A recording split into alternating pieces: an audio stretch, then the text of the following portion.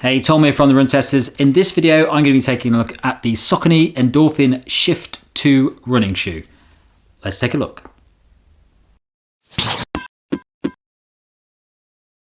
The Saucony Endorphin Shift 2 comes in at £130 or $140. It weighs in at 288 grams or 10.2 ounces for men in a size 8.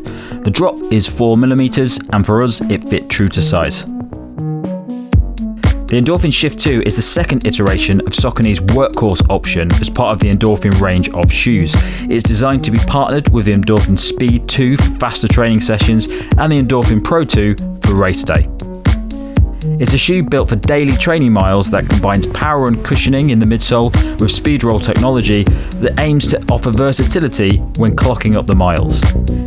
In addition, the shoe features elements of stability, specifically around the heel and arch section of the shoe, offering a subtle level of guidance for runners to help ensure a consistent level of support. The outsole features a modest level of rubber around the main areas of abrasion to help improve the durability of the shoe and help with traction on varied surfaces. The fit for me is true to size. I've had no issues with the shoe at all, and I found that I could wear it straight out of the box. What I would say is that it is fairly forgiving in the toe section, but for me it does feel a little bit narrow in the midfoot section there. So, but by no means a major issue. I've ran in this a number of times now, and it feels very comfortable every time.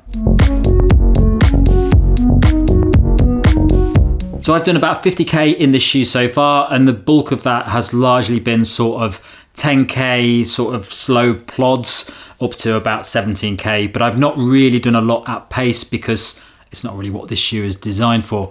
I think for those sort of slower paced efforts, it does a completely competent job. I think for me, it feels like there's a lot of shoe there. To an extent that it feels almost like a stability shoe. I don't think it is a stability shoe, but it does have a lot of sort of stability elements to it. And it does feel like quite a thick, sturdy shoe when you're running in it. For me, I quite like a big shoe. I don't mind having a lot of cushioning in. But for some people, that it may be a bit clumpy and maybe a bit big for what you're looking for, because there's a lot of other sort of daily trainers out there and long distance training shoes that have the same features of this shoe, but they don't feel as big as it.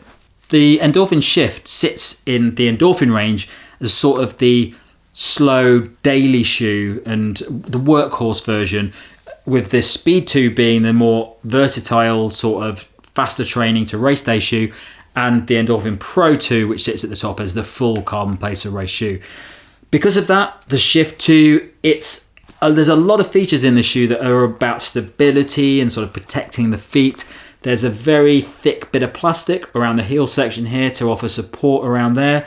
There's a fairly chunky and sturdy block of midsole foam in the arch section of the shoe here. And overall, really, it just feels like there's a lot of shoe here and a lot of sort of stability elements helping to keep your foot in place. The midsole foam is fairly hard, I think, for a sort of daily training mile shoe. I've done 50k in this so far, and it doesn't seem to be softening up that much, which you do get with shoes occasionally. It still feels to be quite hard when you're running in it. I don't mind that. I'm not really against a hard shoe, but it doesn't feel very responsive either. It just feels like it's there to keep your foot in place, keep it safe, keep it secure, but it doesn't feel very versatile. So it doesn't feel like it's particularly offering a lot of cushioning or deadening the impact. And it also doesn't feel like it's offering any sort of propulsion or responsiveness as you're running. It's almost like it's just getting you through each of those runs as safely as possible, but not really offering you any sort of features in terms of comfort or responsiveness. The upper of the shoe is actually quite comfortable, and I do enjoy wearing these shoes from a perspective of the upper. It's quite plush, it's quite forgiving, it feels like your foot's nicely locked in place without feeling too tight or secure. But what I would say is that from the midsole, I don't get a lot from it. It doesn't feel particularly comfortable and enjoyable to running. It's not soft, it doesn't feel responsive. So it's really just sort of doing the miles without giving you any real benefits apart from the fact that it feels sturdy and sort of durable. For slower running, It's definitely not a bad shoe. It definitely does the job, keeps your foot rolling in place nicely. It does have Speedroll technology in it, which is one of Saucony's sort of technologies which it uses to propel the foot forward a little bit and produce a fluid movement. I didn't really get a lot from that. I don't think the Speedroll technology really does a great deal in this shoe. But for slower, longer miles, it's completely fine. I don't not enjoy it. I just don't really feel like I'm getting a lot from it. And I think there's other shoes out there that probably will give you a lot more for those long, slow miles. There's a bit of rubber dotted across the bottom of the outsole. I've not had any problems at all with grip in this shoe, and I've ran in wet conditions on various road and tarmac surfaces. No problems at all with that. The outsole foam does feel quite sturdy and quite durable. I've not seen any signs of wear or tear on this yet. I think that's probably a big bonus of this shoe. I think it's going to be, as you could probably guess from the sort of build of it, a durable shoe. So if you buy this, it's probably going to last you a while and take a lot of miles before you start seeing it wear down. The verdict for me on the Saucony Endorphin Shift 2, this shoe sits as part of the Endorphin range, and in that range you have the Speed 2, which is a fantastic, versatile shoe and probably one of the most popular shoes that's been out for a while with the Speed 1. And that shoe is just fantastic. The Endorphin Pro 2 is also a really popular shoe and does a lot of really nice things, especially in competition with shoes like the Vaporfly and the Alphafly. The Shift 2, it just doesn't seem to deliver the sort of impressive features that those two shoes have.